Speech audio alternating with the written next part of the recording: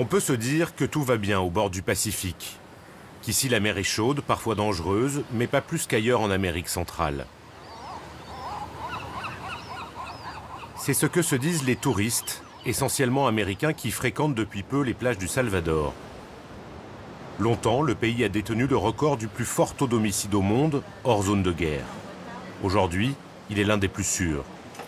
Les touristes l'ignorent, mais les bars et les cours de surf étaient impensables il y a encore 3 ans, avant l'instauration d'un état d'urgence. Je pense que les choses ont également beaucoup changé, car nous avions l'habitude de recevoir beaucoup, surtout des routards. Et aujourd'hui, il n'y a plus autant de voyageurs, mais plus de familles qui ne viennent pas seulement pour surfer, mais aussi pour découvrir les restaurants et la nature.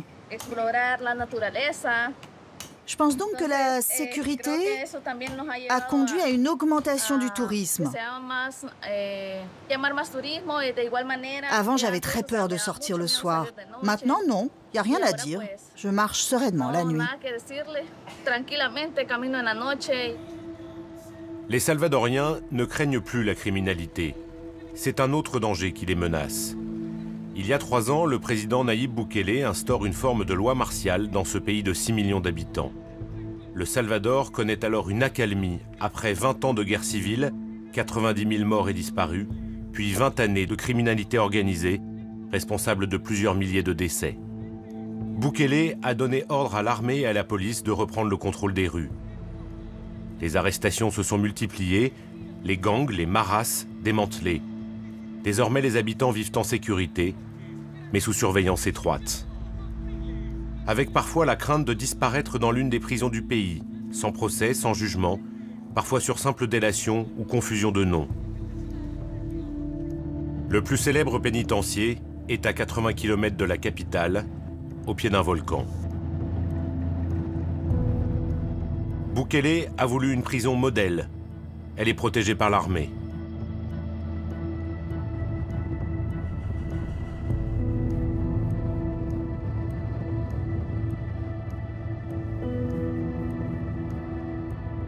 Au Salvador, et désormais partout dans le monde, on l'appelle par ses initiales, le CECOT, pour Centre de confinement du terrorisme.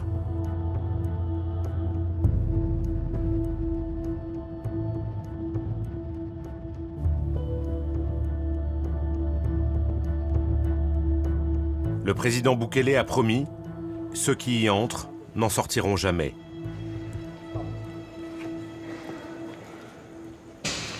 Avec le directeur des lieux, nous entrons dans l'un des 8 hangars construits en moins de 7 mois en 2022.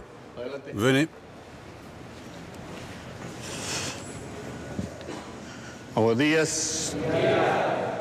Le directeur a reçu l'ordre de nous faire visiter les lieux et il en est très fier.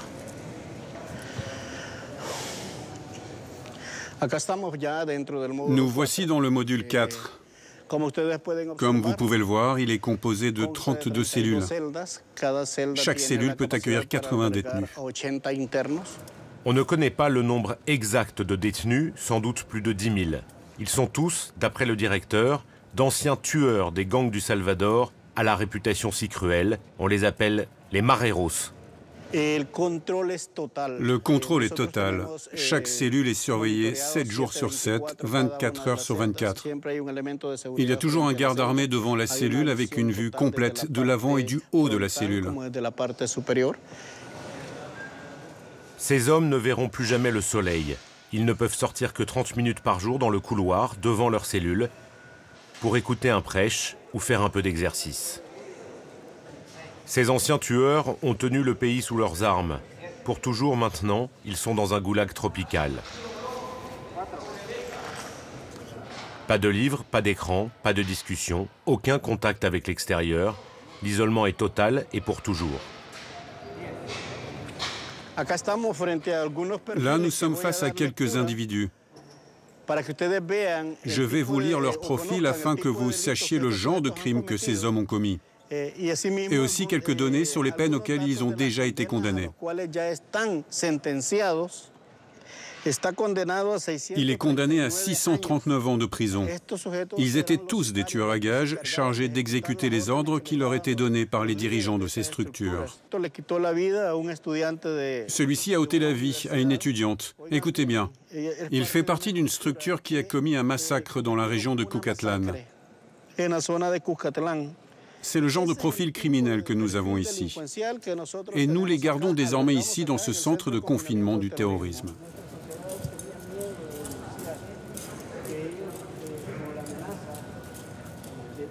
Les tatouages racontent l'histoire de leurs crimes, de leur quartier, de leur engagement dans l'un de ces gangs aujourd'hui démantelés.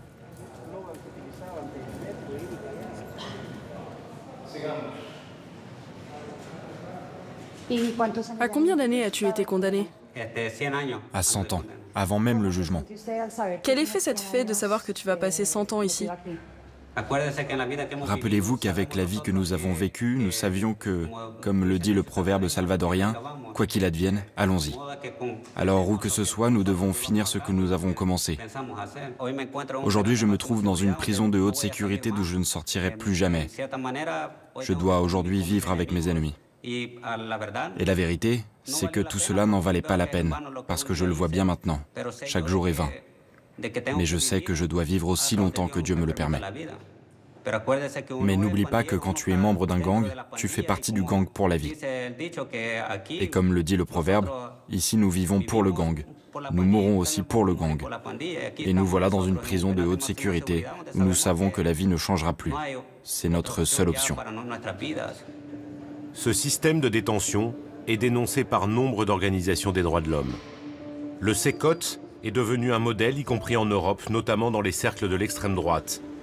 Les autorités du pays le savent et comptent en faire un argument, notamment auprès de Donald Trump, qui loue le système salvadorien. 238 membres d'un gang vénézuélien ont été déportés depuis les États-Unis le 15 mars, malgré l'interdiction d'un juge fédéral américain, en échange probablement de 6 millions de dollars. Le Salvador les enferme au CECOT sans procès, avec la garantie qu'ils n'en ressortiront pas, et des images qui veulent faire école.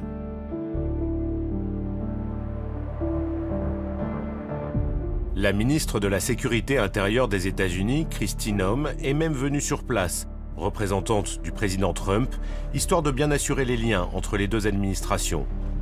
Pour le gouvernement du Salvador, c'est une publicité bienvenue. I also want everybody to know if you come to our country illegally, this is one of the consequences you could face. Le ministre de la Justice est un très proche du président Bukele. Il l'accompagne depuis ses débuts et promeut la politique pénale du pays.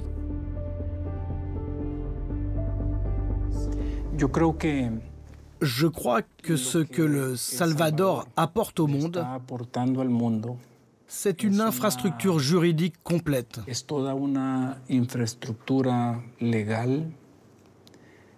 Elle vise précisément à détruire les menaces auxquelles sont confrontées de nombreuses sociétés et de nombreux pays dans le monde, à savoir les organisations criminelles. Je pense que le peuple salvadorien, les 6 millions de Salvadoriens, sont satisfaits de ce que le président Nayib Bukele et son cabinet de sécurité ont fait. Le CECOT est conçu pour les tueurs en série. Il n'est pas conçu pour les complices ou ceux qui voudraient être membres de gangs. C'est à cela que servent les autres prisons. Mais le CECOT est exclusivement réservé aux membres de cette organisation terroriste. Si le CECOT n'accueille que de très dangereux criminels, il existe aussi une vingtaine de prisons de droit commun dans le pays.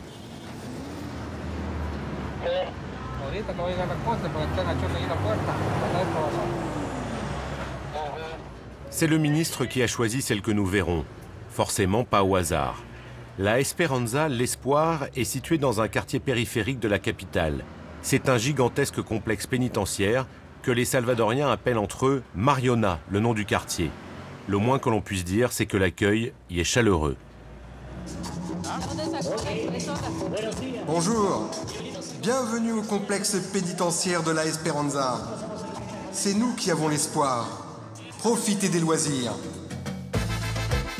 Les musiciens sont tous des détenus. Sur leur veste, le nom du Plan Cerro Ocio, nouvelle fierté du président Bukele, qui signifie « plan pour éliminer l'oisiveté ». En clair, une réinsertion à marche forcée. Ici, tous les prisonniers doivent travailler gratuitement en échange de réduction de peine pour ceux qui ont eu la chance d'avoir un procès. J'ai 47 ans et je suis dans le système pénitentiaire depuis 10 ans. Et vous me dites qu'il vous en reste combien? Il me reste 5 ans à purger, car grâce à Dieu, la peine a été réduite en raison du travail que nous avons accompli dans le cadre des activités et des projets développés. Les détenus doivent suivre des cours prodigués par des enseignants, eux aussi prisonniers. Mécanique, secourisme, mathématiques, géographie, électricité, comme à l'école.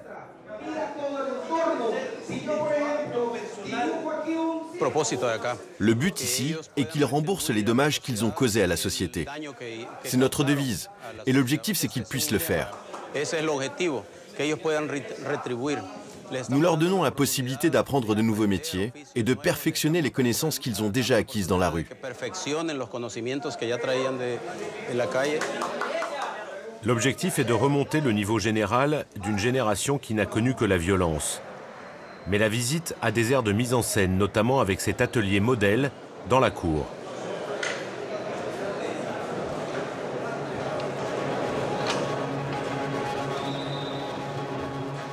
Un peu à l'écart, le système carcéral est toujours bien visible.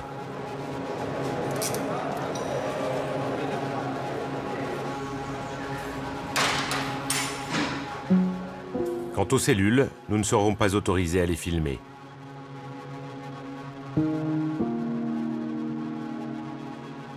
Au détour d'une conversation dans un atelier, on comprend que certains détenus ne savent même pas pourquoi ils sont là.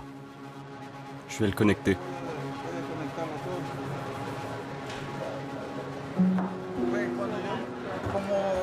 Quand je suis occupé à faire ça, j'ai l'impression d'être à la maison en train de travailler.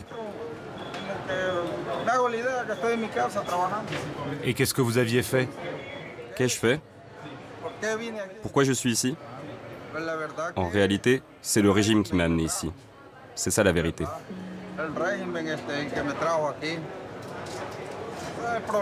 Le problème, c'est que dans le quartier où je vivais, il y avait pas mal de membres de gangs. C'est pour cela que l'enquête a été ouverte. C'est ça la vérité.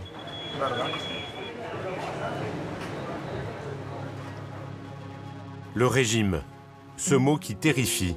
Régime d'état d'exception qui permet à la police d'arrêter dans les quartiers et de voir seulement ensuite qui sont les coupables, même si la procédure peut durer longtemps ou tout simplement ne pas exister.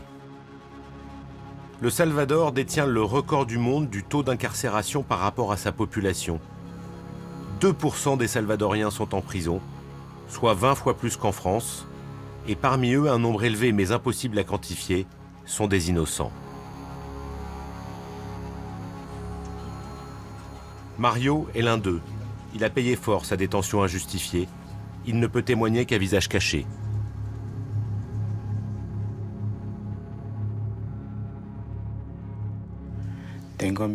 J'ai peur parce qu'on m'a dit de ne pas parler. Mais je le fais parce que la vérité doit sortir. Le monde doit savoir.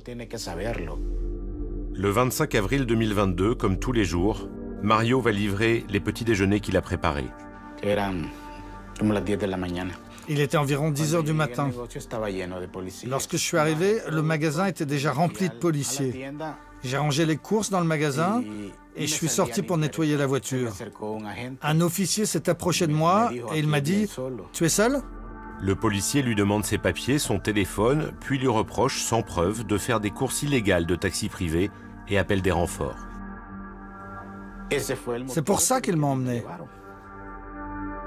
Après un passage au commissariat, il est transféré dans la prison de Mariona.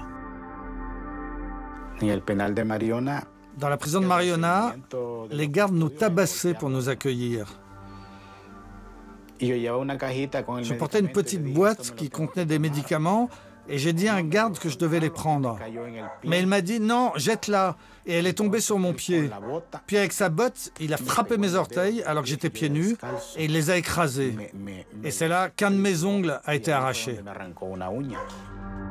Pendant 3 jours, il est laissé à l'abandon dans une cellule, sa jambe s'infecte.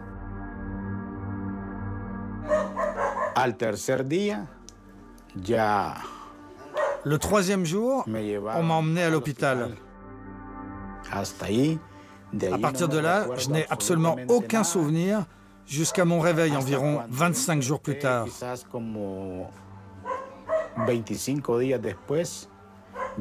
J'avais été amputé de la jambe droite au-dessus du genou. Malgré l'amputation, il est enchaîné à un radiateur. Les barreaux du lit étaient rouillés. Pendant que j'étais enchaîné, mon talon s'est infecté. Le lendemain, on m'a ramené et on m'a fait entrer d'un seul coup dans la salle d'opération. Et quand je me suis réveillé, je n'avais plus l'autre pied. En 10 mois, entre commissariat, prison et hôpital pénitentiaire, Mario a perdu ses 2 jambes. J'ai perdu mon entreprise, on ne m'a pas rendu ma voiture, j'ai dû quitter mon commerce, rentrer chez moi et maintenant je suis là. Je vis avec des moyens très limités. Mario doit encore se présenter 1 fois par mois au commissariat de son quartier, au cas où il chercherait à fuir. Selon les chiffres officiels, 8000 personnes ont été libérées en ayant réussi à prouver leur innocence. Après avoir goûté au plaisir de la sécurité, les Salvadoriens découvrent que leur démocratie est éclipsée par l'absence d'un état de droit.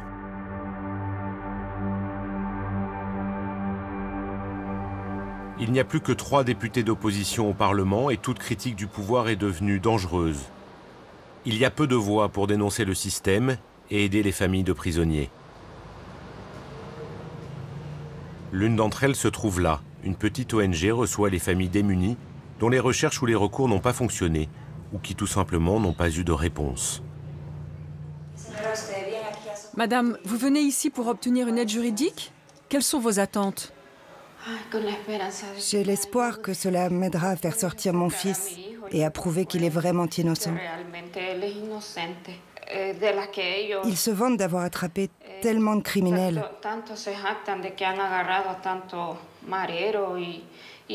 Mon fils n'a jamais fait partie de ça. Il n'a pas de casier judiciaire non plus? Non, et il n'a pas un seul tatouage. Il n'est pas tatoué.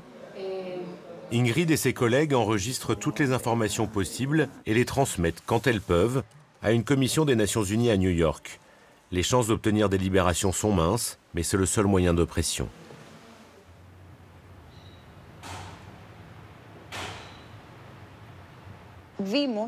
Nous avons vu avec la mesure du régime d'urgence qui a débuté le 27 mars 2022, quand ils ont commencé à capturer les dirigeants de nos organisations. À partir de là, nous avons réalisé que le régime d'exception n'était pas seulement destiné aux criminels de gang, mais qu'il pouvait, à mauvais escient, servir à arrêter des personnes innocentes. La peur qui s'est instillée à tous les niveaux de la société est l'arme la plus efficace du pouvoir. À celle de mourir sous les balles des gangs, il a substitué le silence, la disparition, les rumeurs. 3 ans déjà qu'il n'y a plus de droit à une seconde audition. Plus d'1 millier de personnes ont été tuées au cours de ces 36 mois de régime d'exception. Elles ne figurent dans aucun registre gouvernemental. Où se trouvent les 85 000 personnes capturées? Elles ne sont pas toutes au Sécotte. Elles se trouvent dans d'autres prisons où règne la surpopulation, la torture, les morts violentes. Les gens y sont laissés à l'abandon, faute de traitement médical, ce qui constitue un autre type de torture. Il n'est pas possible que le prix pour cette paix relative, qui dépend d'une trêve, soit tellement élevé, que nous en perdions notre démocratie, nos droits, nos garanties constitutionnelles et surtout notre liberté et nos vies, n'est-ce pas?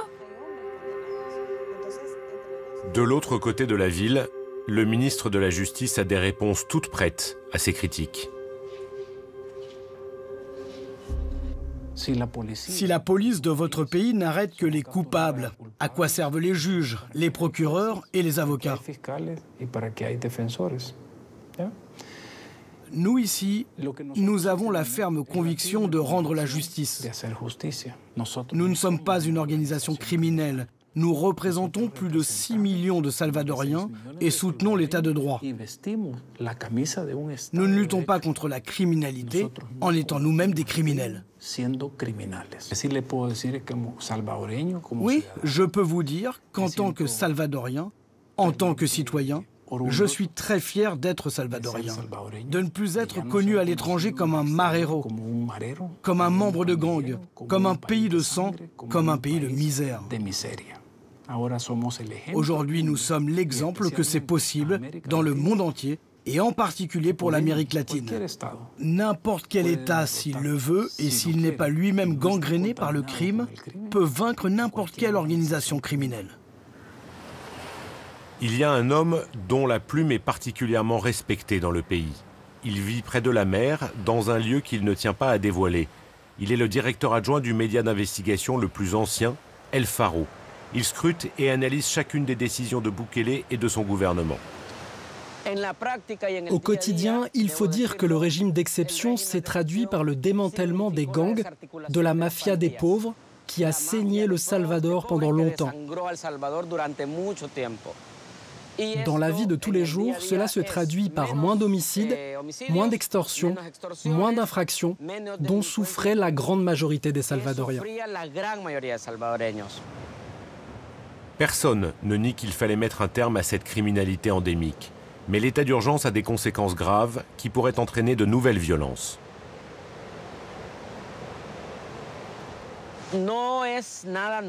Le modèle Bukele n'est pas nouveau. Ce qu'on appelle le modèle Bukele à l'étranger n'est pas nouveau. C'est le contrôle absolu par un groupe de personnes ou par une seule personne. Contrôle total de l'État. Nous l'avons déjà connu par le passé. C'est une dictature, une autocratie. D'une manière ou d'une autre, cela finit toujours mal. Ce sont des processus qui peuvent durer 20 ou 30 ans. Je ne sais pas combien de temps durera le modèle Bukele, mais je ne pense pas qu'il existe une formule magique pour dire que nous allons nous en sortir. L'histoire me dit que cela se terminera mal. Cela se terminera dans le sang. Ce journaliste se sait sous surveillance, mais pour le moment protégé par sa notoriété. Beaucoup de prisonniers sont issus de milieux très pauvres, sans moyens réels de se défendre. Leurs familles n'ont souvent d'autre choix que d'attendre devant ce poste de police par où doivent passer les prisonniers libérés. Souhey s'installe ici toutes les fins de journée. Elle a 28 ans, 2 enfants. Tous les matins, elle est levée à 3 heures pour vendre des chaussures au marché. Il y a 2 ans, son frère a été arrêté, victime du régime. En attendant de ses nouvelles, elle aide les autres détenus que personne ne vient chercher. Je publie sur les réseaux quelques données de base pour m'aider à retrouver la famille du prisonnier. Ils restent un peu avec moi en sortant de la prison. Je leur achète des vêtements parce qu'ils ne peuvent pas porter de blanc. Ils seraient en danger. Je leur donne de quoi dîner, je paie un hébergement où ils peuvent se reposer pendant que je continue à chercher la famille.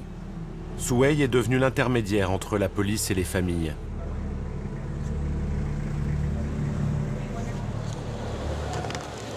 Ça va prendre environ 10 minutes et après ils vont sortir. Je l'emmène là-bas? Je l'emmène là-bas, ok? Allez, allez. On fait la queue ici pour que ça ne soit pas le bazar. Faites une petite file d'attente ici, mesdames. Ce soir, 3 détenus sont libérés. Souhey en prend 2 sous son aile.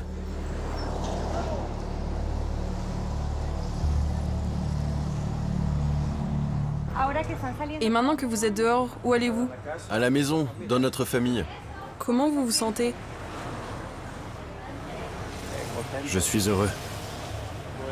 Vous êtes resté longtemps à l'intérieur? Oui. Combien d'années? 13 ans et 6 mois.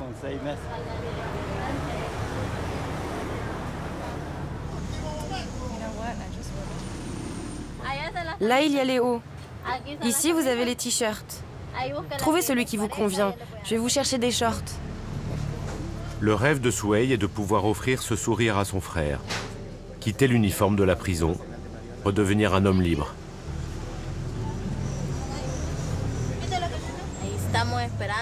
J'attends mon frère. J'ai la conviction qu'il sortira bientôt. Et pour toutes les bonnes choses que je fais ici, j'espère qu'il y a quelqu'un, quelque part, pour l'aider. Tout comme j'aide ceux qui arrivent ici.